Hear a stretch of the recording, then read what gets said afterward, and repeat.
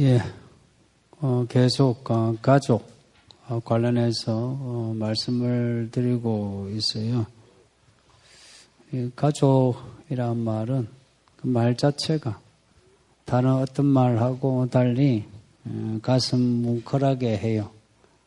어릴 때 못 먹고 못 살아 고생했던 사람이나 또 부모에게 형제에게 상처를 받은 사람 혹은 지금 그러한 사람도 가족이란 말은 특별한 감을 줘요. 그냥 뭉클해요. 또 오늘 6월 25일 6.25입니다. 또 주일이고 1950년 주일 새벽 4시 이제 북한이 이제 쳐들어왔죠. 그날하고 요일이 같아 오늘 또 새삼스럽습니다. 아마 월남하신 성도들은 아마 이날이면 또 옛날 생각날 거고 가족에 대한 그리움이 사무칠 거예요. 그래서 어떻게 하든지 이 나라 잘 돼가지고 이 나라가 잘 돼야 통일이 빨리 되겠죠. 그래서 이 나라 잘 돼가지고 통일이 빨리 되었으면 합니다. 오늘 설교는 가족에 대한 건데, 내용은 통일을 위한 이야기도 아니고 또 가족을 많이 사랑하자, 가족을 많이 보살피자 하는 그런 내용이 아니에요. 주부에서 설교 제목을 보셨는지 참된 가족이란 그 참된 가족에 대한 내용인데, 참된 가족이란 말 자체가 우리가 그냥 알고 있는 가족 말고 또 다른 의미가 있다는 거 암시하는 거죠.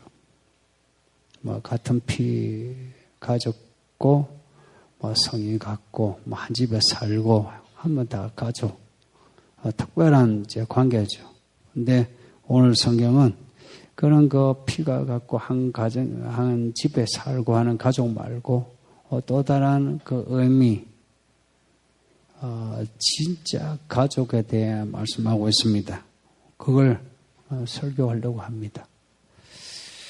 오늘 본문 48절 보시면 예수님이 제자들에게 물으세요. 누가 내 어머니이며 내 동생들이냐? 누가 내 가족이냐? 라고 물으신 거예요.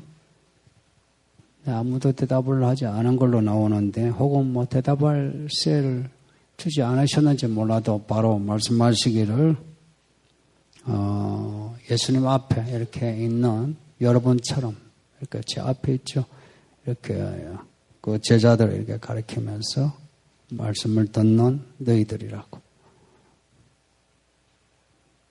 너희들이 내 가족이라고. 왜냐? 그 이유도 함께 말씀하시는데 누구든지 하나님의 뜻대로 하는 자가 내 형제요, 자매, 내 어머니다. 고 말씀하셨어요. 아마 이 말씀을 듣는 제자들 모두가 이 말씀에 의아했을 거예요. 왜냐? 지금 이 말씀을 하시는 이 상황이 조금 그래요. 예수님이 어느 집에서 말씀을 전하고 있어요. 그러니까 사람들이 이렇게 많이 들어와서 웅성웅성 꽉 찬 거라. 근데 예수님의 가족, 어머니하고 동생들이 찾아왔어요.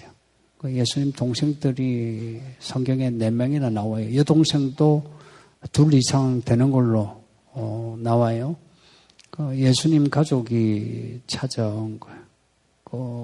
그 찾아온 이유는 예수님의 말씀을 들으려고 찾아온 게 아니고 예수님 데리러 온 거라.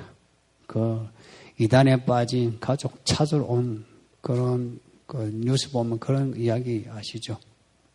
예수님이 집을 나갔는데 예수님에 대한 소문이 안 좋은 거라. 좋은 소문도 있지만 예수님이 귀신 들려가지고 귀신이 하는 짓을 한다.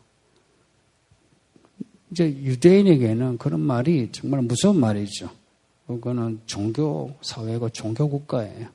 근데 그 아들이 혹은 그 오빠가 혹은 형님이 그렇게 귀신 들려가지고 사람들 앞에서 이상한 말을 하고 이상한 행동을 한다니까 가족이 찾으러 온 거예요. 근데 여러분 같으면 어찌하겠어요?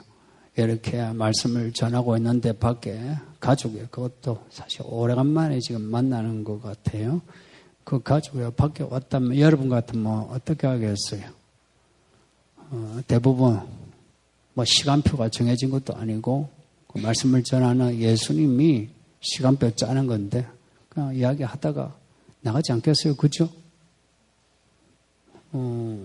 그러면서 그것도 또 어머니잖아요.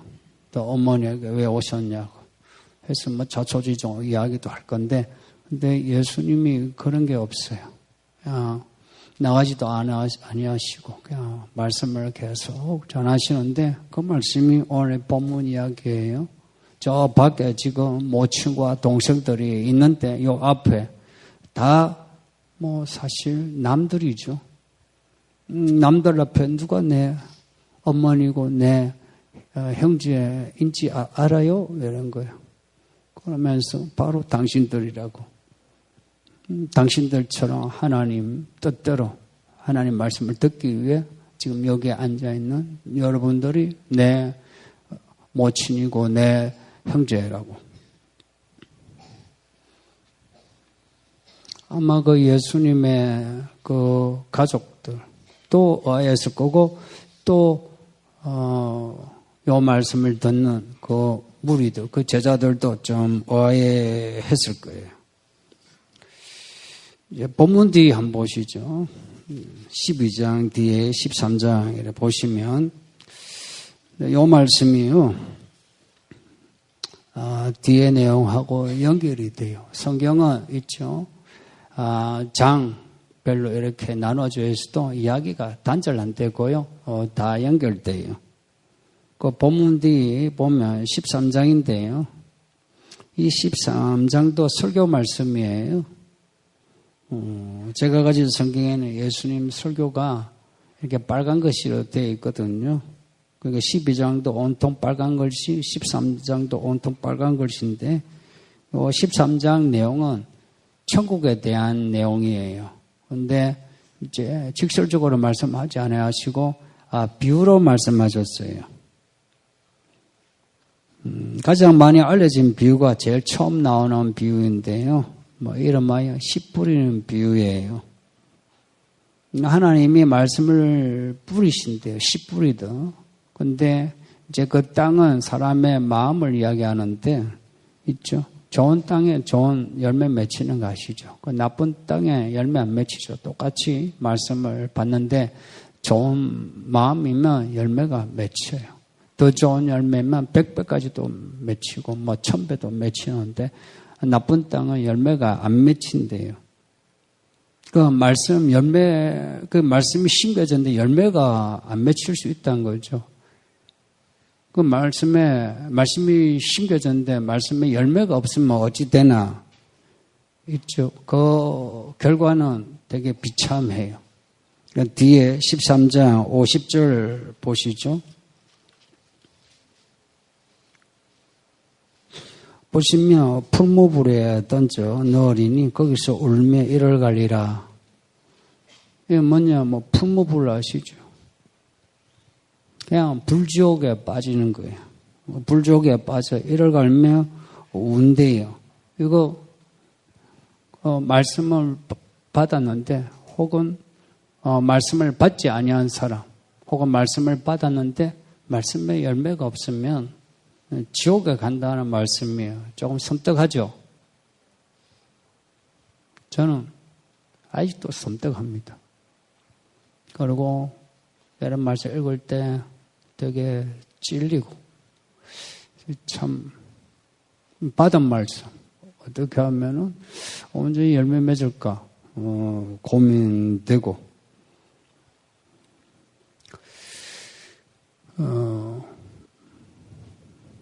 그 말씀 우리 매 주일 이렇게 읽고 듣죠. 근데 이 말씀 이제 심겨졌는데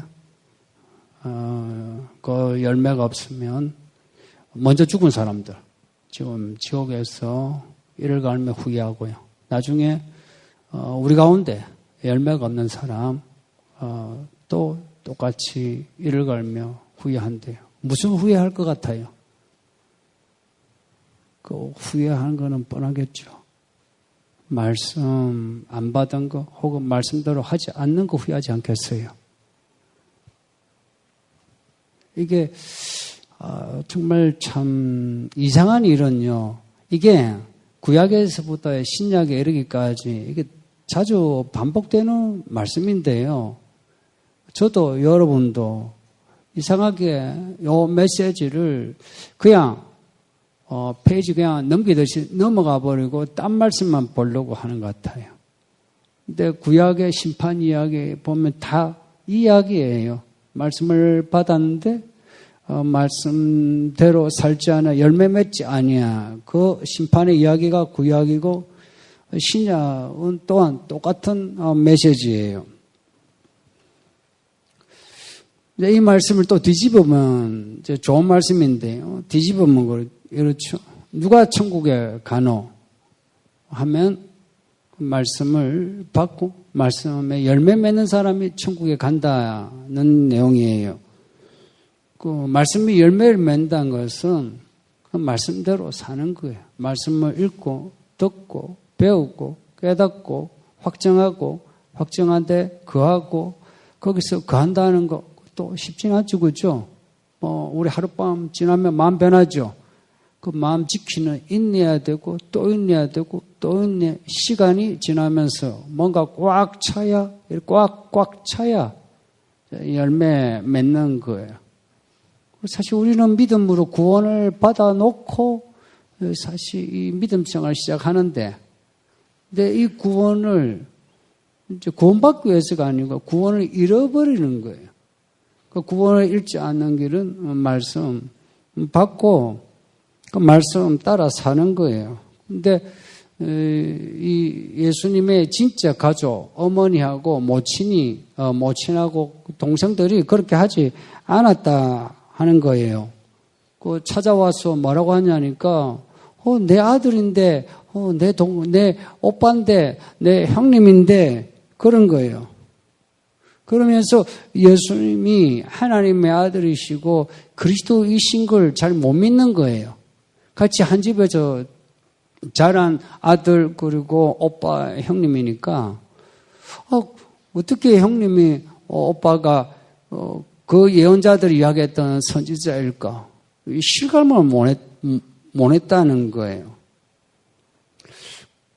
이 가족만이 아니고요. 예수님의 고향 나사렛을 방문한 적이 있죠. 그곳에서 예수님이 회당에서 이렇게 사람 모아놓고 설교했는데 듣는 사람들이 예수님의 설교 듣고는 저 사람 나사렛 예수 아닌가? 우리가 아는 그 요셉의 아들, 마리아의 아들 아닌가? 누구 뭐 형이 아닌가?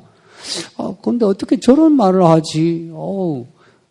그러면은 이렇게 놀라면서 받아들일 수도 있는데 희한하게 못 받아들이고 저 사람 우리가 아는 바 그 나사렛 예수인데 어떻게 저 사람이 메시아인 척하나 해가지고 예수님을 같이 자란 같이 살았던 나사렛 사람 예수님을 죽이려고까지 했어요. 그 예수님이 그 나사렛 동네에서 도망쳐 나왔어요. 참 가족에게 믿음 어필하기가 쉽지 않은 것 같아요. 오히려 친구에게는 쉬운데 가족에게 믿음 어필하기가 더 어려운 것 같아요. 근데 예수님이 오늘 이야기해서 왜 굳이 누가 내 어머니인가 내 동생인가 누가 내 가족인가 이렇게 물었을까요? 사실 이게 되게 부담스러운 단어거든요. 차라리 누가 내 성도인가, 누가 내 백성인가, 누가 내 제자인가 그렇게 했으면은 사실 부담스럽지 않은 그리고 저 밖에 모친도 동생들도 들었겠죠. 그 가족들도 듣기 그래 부담스럽지 않을 거예요. 근데 누가 내 가족인가 라고 물으시고는, 모친과 동생들은 적혀놓고 앞에 말씀을 듣는 당신들이 내 가족이다. 이걸 이제 그 모친과 동생들이 들었으면 얼마나 섭섭하겠어요. 근데 예수님이 왜 이 가족, 이 단어를 썼을까? 내 어머니고 내 동생인가? 이거는 어머니, 동생, 이런 가족이 가지고 있는 어떤 특별한 의미 때문이죠. 그럼 어떻게 예수님의 가족이 될 수 있나 하는 거예요. 그럼 어떻게 우리가 하나님의 자녀가 될 수 있나 하는 문제인데, 예수님이 우리에게 가르쳐 주신 주기도문이 있어요. 그 주기도문에 처음 이제 나오는 구절이 여러분이 하시는 것처럼 하늘에 계신 우리 아버지의 처음 구절이. 근데 그 당시 유대인들은 하나님을 아버지라 못 불렀어요. 근데 예수님은 그 기도문 처음에 하늘에 계신 우리 아버지, 하나님이 누구시냐 하니까 우리 아버지시란 거예요. 사실 그 당시 아무도 생각지 못한, 그리고 여러분도 이렇게 세뇌돼가지고 하나님을 아버지로 부른 사람 많거든요. 근데 실제 아버지라고 하는 그 의미, 그 의미로 하나님을 내 아버지라고 부른 사람 좀 특별하죠, 그죠? 그렇게 부르는 사람은 하나님을 부를 때 마음이 특별해요. 저는 그 아버지 사랑 못 받고 자라기 때문에 아버지 친아버지 일찍 죽고, 저는 아버지 잘 몰라요. 그 아버지란 말이 되게 낯설었어요. 근데 지금은 하나님의 아버지 하면 여기에 좋은 아버지 둔 이 아들, 딸 여러분보다 제가 아버지에 대한 그 어떤 온도가 높아요. 그래서 하나님 아버지 하면 우리 아버지가 없어서도 상처가 없어요. 하나님 아버지 할 때 그 마음이 정말 특별해요. 예수님이 이걸 가르쳐 주신 거예요. 예수님 말씀을 듣는 그 사람들에게, 그리고 말씀대로 살려고 하는 그 사람들에게 하늘에 계신 우리 아버지요 하고 그 하나님을 아버지로 부르게 하신 거예요. 근데 다 피가 다르고 가정이 다 다르잖아요. 생활 패턴도 다른데. 근데 다 같이 하나님을 우리 아버지요 라고 부를 수 있는 거예요. 어떻게 부를 수 있냐니까, 이 말씀을 듣고 이 말씀을 믿으면 그렇게 부를 수 있다는 거예요. 이제 신비입니다. 뭐든지 있죠. 그 성경의 신비는 마음문을 열고 받아들이지 않으면 평생을 들어도 마음에 안 들어가요. 그래서 마음문을 좀 여셨으면 해요. 생각해 보세요. 예수님이 오시게 된 이야기, 그리고 오셔서 하신 일, 말씀, 그리고 어떻게 죽으셨는지. 예수님은 하나님의 아들이세요. 참 신비로운 말인데 하나님의 아들이시거든요. 하나님의 아들이신데 사람이 되셔서 사람으로 사셨어요. 그 오시고 살아가신 이야기가 뭐냐면, 이 구약의 예언자들이 예언했던 그 있죠. 성경의 말씀을 이루는 거예요. 말씀의 성취라. 예수님이 곧 말씀의 성취예요. 예수님이 병자 고쳐주시죠. 그리고 귀신 쫓으시죠. 그거 예수님이 파워가 있으니까 그렇게 하셨다, 이게 아니고요. 엄밀하게 말하면요, 예수님이 그 병자, 그 귀신 들린 사람의 죄를 위해서 죽으시니까, 지금 그 짐을 짊어지고 가시니까, 결국엔 나중에 죽으시니까 그 죽음으로 그들의 병을 고쳐주고 거기에 든 귀신들을 쫓아내신 거예요.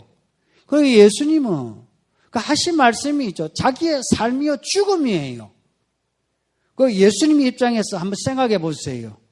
그냥 내가 가르치는 게 내가 어디서 배워가지고 이거는 좋은 말씀, 진리의 말씀이라 해서 이 말씀을 믿으면은 여러분이 참 좋은 삶을 살아요, 이런 게 아니고, 지금 전하는 이 말이 지금 내가 여기 온 이유, 내가 살아가는 이유, 내가 죽어서 지금 사람들에게 주는 선물이에요. 그런 마음이신 거라. 그런 마음으로 이 말씀을 전하는데 모친과 동생들이 들어와가지고 말씀을 들을 생각 안 하고 저 밖에서 데리러 왔으니까 예수님은 이 부분에서 확실히 하고 싶은 거라. 누가 내 가족인가? 누가 내 진짜 어머니인가? 내 동생인가?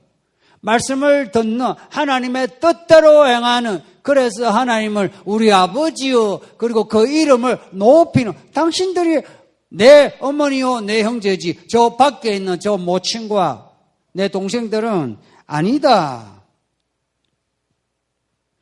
얼마나 섭섭했겠습니까? 이런 점에서 우리 성도님들, 우리가 가족을 사랑하는 법에 대해서 조금 생각을 좀 했으면 합니다. 가족을 사랑하는 법. 예 하나 들게요. 제가 드는 예는 거의 비슷한 예예요. 똑같은 레파토리인데, 근데 많은 의미를 담고 있기 때문에 제가 반복해요. 아브라함이 아들 이삭을 하나님께 바쳤죠. 아시죠? 그 나이 들어가지고 100살이 돼서 아들 본 거예요. 그 아들이 얼마나 애지중지 귀하게 했어요. 근데 애가 컸어요. 이제 지 아까림도 할 만큼 됐어요. 얼마나 마음이 이제 안심이 되겠어요. 그런데 하나님이 그 아들을 바치래요. 제물로. 이 사람 나이 들면 마음이 어찌 됩니까? 애같이 된다 그랬죠. 근데 그 아들을 바치라면 이 늙은 아브라함 마음이 어떻겠습니까? 근데 이 늙은 아브라함이 그냥 아들을 데리고 새벽에 채비를 해서 데리고 간 거예요. 그것도 3일 길을 가서 산에 올라간 거예요. 그 아들이 뭐라 아버지 재물이 어디 있습니까? 이렇게 묻는데도 아버지 이 아브라함은 하나님이 준비하신다 하고 그냥 간 거예요. 아들 죽이러 가는 거예요. 이해가 됩니까? 그렇게 아들을 죽이러 모리아산에 올라갔는데 그래서 아들이 죽었습니까? 안 죽었죠. 아들 죽이러 올라갔는데 그 아들이 안 죽었어요. 안 죽었을 뿐만 아니라 그 아들 이삭이 그 뒤에요 100배로 잘 먹고 잘 살았대요. 우리 부모들 자녀에 대한 바람이 뭡니까? 우리 자녀가 잘 되는 거죠, 그죠? 별로 바라지 않군요. 무슨 소망이 있습니까? 예? 자녀가 잘 되는 거죠. 그래서 많은 부모들이 우리 아들이 이삭 같았으면 좋겠다 그래요. 약간 거부하는 아들은 누구예요? 야곱이죠. 죽으라 고생하잖아요. 근데 이삭같이 우리 아들은 잘 됐으면 좋겠다. 어떻게 이삭이 그렇게 복을 받았게요? 아브라함이 복을 심은 거예요. 아들을 하나님께 바치니까 하나님은 그 아들을 100배로 축복한 거예요. 그 장면을 만일에 그 아내 사라가 보고 혹은 이웃 사람이 보고 친척이 봤다면은 당신이 하나님을 믿는 건 좋은데 왜 이 귀한 아들을 죽이느냐고 그랬겠죠, 그죠? 다 말렸을 거예요. 그러니까 아브라함이 이런 방법 없이 그냥 막 아들만 데리고 뭐 데리고 2명 데리고 출발한 거죠. 오늘 이 본문에 나오는 문 밖에 있는 모친 마리아하고 동생들도 그래요. 이 본문에서는요, 이 가족들이 참 예수님하고 좀 먼 데 있는 가족으로 아마 천국에 못 갈 것 같은 이런 가족으로 보이죠, 그죠? 그런데 예수님이 죽으실 때 마리아가 어디에 있대요? 그 십자가 밑에 있지, 그죠? 이 모친이 아들이 메시아인 걸 알게 되고 그 아들을 구주로 모신 거라. 여기 어머니들. 그 아들 그렇게 하는 거 쉽지 않죠. 그 모친만이 아니고 그 동생들도 다 믿은 걸로 보여요. 그 야고보서 아시죠? 혹은 사도행전에 나오는 순교 야고보 말고 예루살렘 교회의 수장인 리더가 된 야고보스, 그 예수님의 동생이에요. 요 본문에서는 이들이 문 밖에서 아이고 우리 형님이 귀신 들려가지고 저 짓을 하는구나 했는데 어느새 있죠. 성령 받는 자리에 나와 있고 성령을 받았고 그리고 교회 기둥이 돼가지고 나중에는 야고보서를 쓰는 사도가 된 거예요. 예수님의 가족이 다 천국에 가게 됐다는 겁니다. 저나 여러분이나 다 가족을 사랑하죠, 그죠? 부모님, 형제, 자매, 사촌, 형님, 동생, 사돈. 우리 가족을 다 사랑하죠. 정말 가족을 사랑한다면 오늘 이 말씀을 잘 이해하셨으면 해요. 정말 그들 사랑한다면 그들이 지금 우리처럼 이렇게 말씀을 듣는 자리에 있어야 하고 그래도 마음 열고 말씀을 들어야 하고 말씀대로 살려고 해야만 지금 가족이고 또 영원히 가족이 되지 않겠습니까?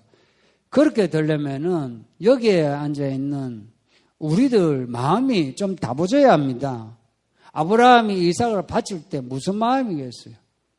정말 마음 다부지지 않으면 안 되죠. 그리고 예수님도요. 그 모친과 동생들이 밖에 있는 거 내 치는 것처럼 할 때에 그 마음이 어떤 마음이겠습니까? 칼로 자르는 마음처럼 당신들은 내 가족이 아니야 이렇게 했어요.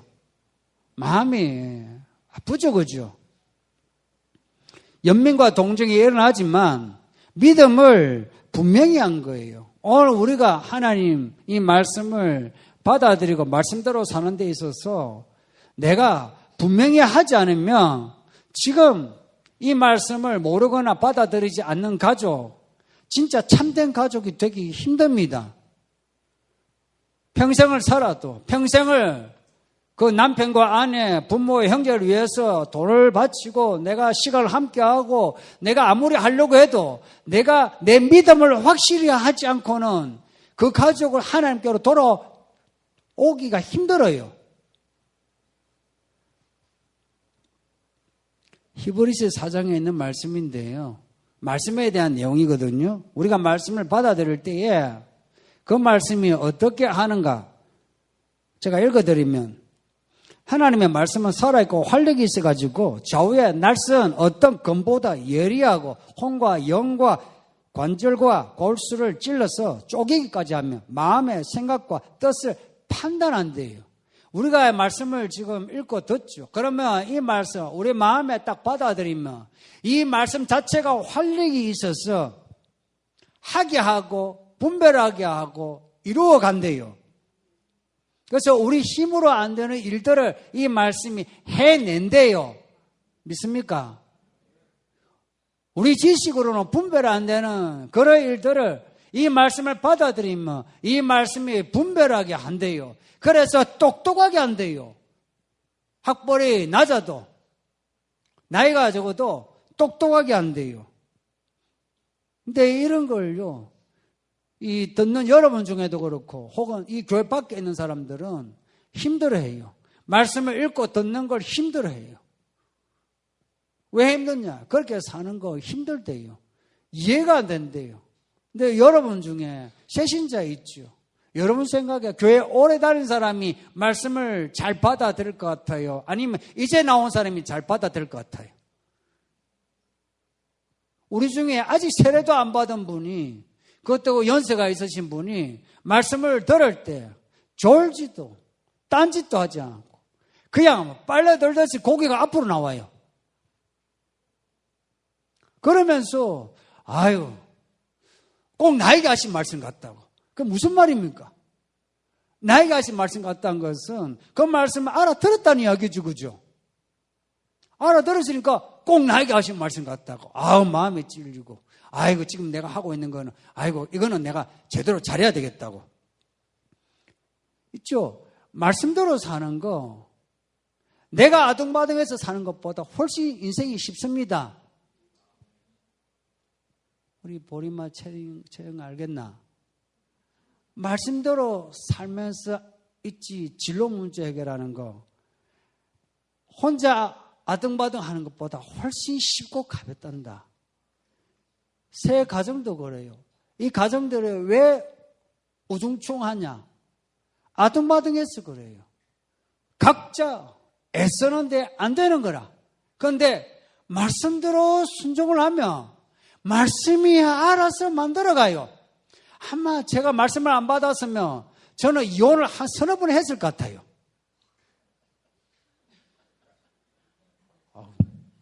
이거는 녹음을 안 해야 되는데. 당신 그렇지, 그지? 저의 과거를 아니까 저의 동생도 있어요. 저는 그러고도 남을. 근데 말씀을 받아들이니까 지금 행복해요. 행복자라. 정말 목회를 저같이 하면 100년이고 그냥 할 것 같아요. 그리고 이런 가정이라면 100년을 뭐 이렇게 산들 저렇게 산들 목회를 해도 33번째 100년을 하라 해도 할 것 같고 여기서 100년을 하라 해도 할 것 같고 말씀에 힘이 있어요. 그런데 나이 들면서 많은 가정이 흔들리고 있고 가족이 깨어지고 있어요. 특히 나이 들면서 그죠? 돈 때문에 뭐 자존심 때문에 어떻게 이 흔들리는 가정을 지키겠어요? 아브라함이 이삭을 어떻게 지켰어요? 예수님이 그 모친 마리아와 동생을 어떻게 지켰어요? 있죠. 하나님의 뜻대로 행하는 겁니다. 하나님이 가라고 하는 그곳에 가고 하나님이 하라고 하는 그걸 하는 거예요. 그냥 하면은요 내 가족이 좀 섭섭해도요 괜찮아요. 예전에 제가 목회 처음 하고 할 때에 저희 어머니 저에 대해서 많이 섭섭해 하셨고 여기 제 여동생도 있는데 제 여동생도 저한테 섭섭해 많이 했어요. 그리고 좀 먼 데에 있었어요. 좀 소원해졌거든. 근데 나름 말씀대로 하려고 하니까 그래도 동생이 같이 들어오고 이제는 오빠라 생각하기보다 그냥 목사로 배우는 거예요. 오빠한테 이렇게 뭔가 의지하고 오빠와 가족관계 위로받는 것보다 목사로서 배우는 게 훨씬 낫거든. 그게 훨씬 낫거든. 그게 훨씬 실리적이거든.